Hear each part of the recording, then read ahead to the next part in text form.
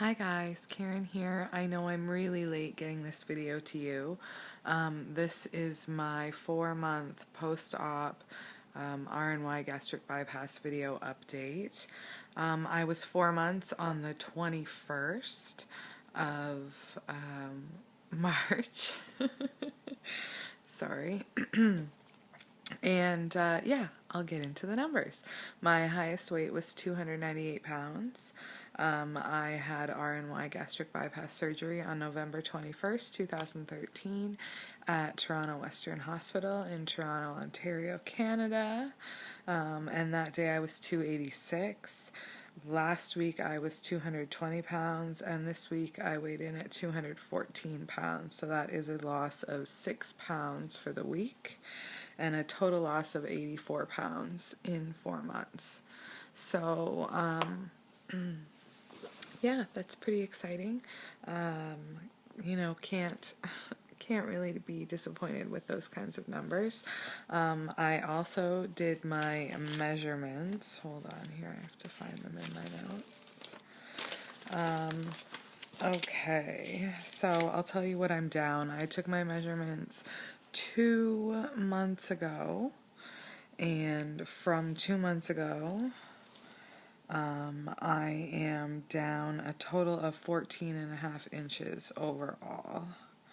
I'm down 4.5 inches on my hips and butt. I'm down 2.5 inches in my waist. I'm down 3 inches in my thighs. So it's interesting because last time the majority of my weight was lost from the top half, and this time the majority of the inches, I should say, was lost from the top half, and this time the inches are mostly from the bottom half. So that's kind of interesting to see it broken down like that. Okay, so I was going to do a day in the life of my pouch. At 4 months out, what I'm eating, what my schedule is, all that kind of stuff. So I'm going to start with my schedule. So I have alarms set on my phone to go off 4 times a day because I'm terrible about remembering to take pills, and so the alarms will just continuously go off telling me to take my pills until I turn them off and take them. So my first alarm goes off at 8 o'clock, so from 8 till 8:30 I'm drinking water and I'm getting my pills in. That's when I have to take the most. I take my 2 Maltese first thing in the morning, and then I take my antidepressant, and then I take a B12 every other day. So yeah, that's what I take in the morning. And then from about 9 to 10 o'clock, I have my breakfast, which is always a shake. So I always have a Premier Protein, and that takes me generally about 40-45 minutes to get down. So between 9 and 10, that's what I'm doing. My next alarm goes off at 12:30 to take my pills again. So at that point, I have to take calcium. So I take that. And then I try to have some lunch, usually around 1 o'clock or so.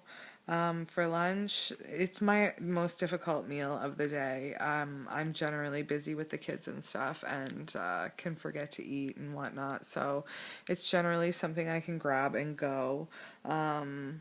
Something like cheese and crackers, or lunch meat, or a protein bar, or some tuna or something like that. So that's generally what I do for lunch.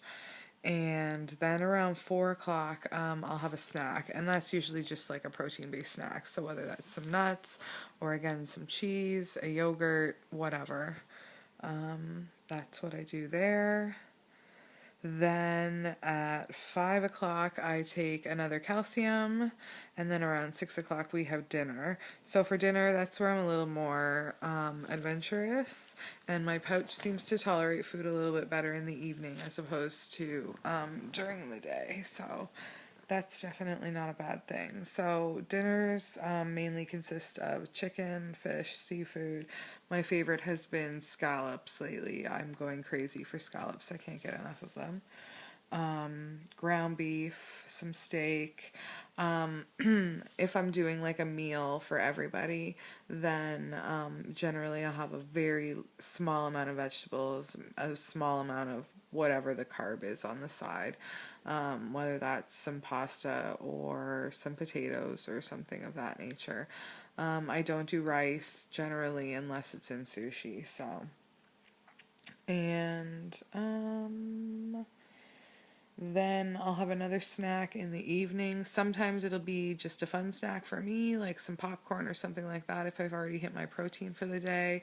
If I haven't hit my protein for the day, then again, it's another protein-rich snack. So cheese, nuts, protein bars, yogurt, that kind of thing. So that is what I do there.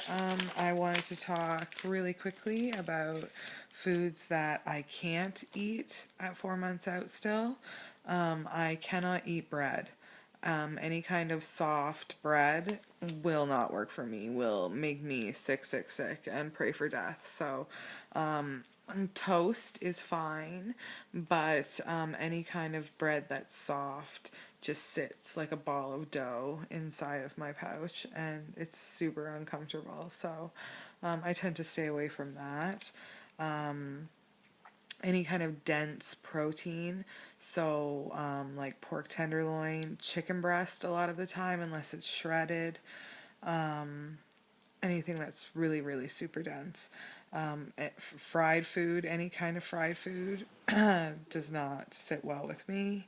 And a lot of raw vegetables still. I'm getting more tolerable with the vegetables, which is nice.